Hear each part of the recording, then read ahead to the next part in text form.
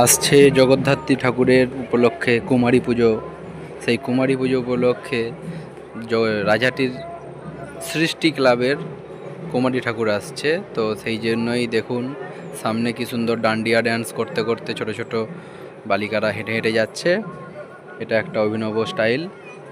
তো কুমারী ক্যানিডাল কার্নিভাল।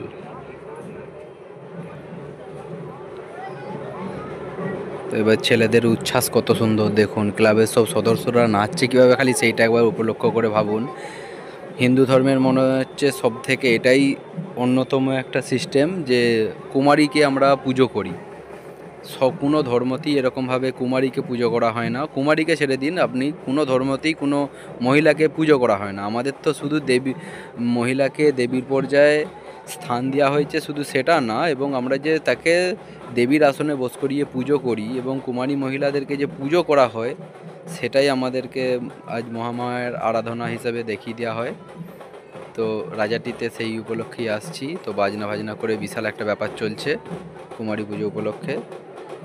তো সেটাই দেখতে থাকুন, এবং আমাদের যে কুমারী হয়েছে, কুমারীটা কত সুন্দর দেখতে সেটাও দেখুন।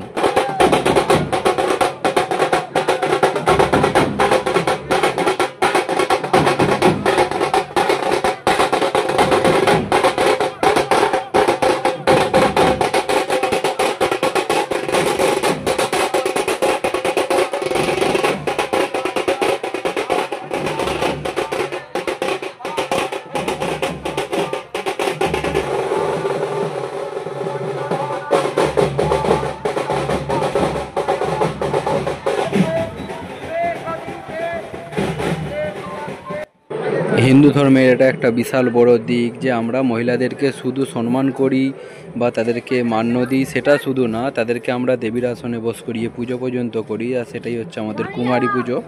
তো কুমারী পুজো কীভাবে হয় এবং দেখে নিন।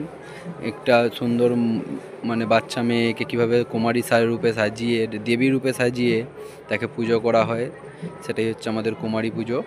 তো এটা দুর্গা পুজো এবং জগদ্ধাত্রী পুজো দুটোতেই করা হয়। এটা জগদ্ধাত্রী পুজোর কুমারী পুজো। তো থ্যাংক ইউ।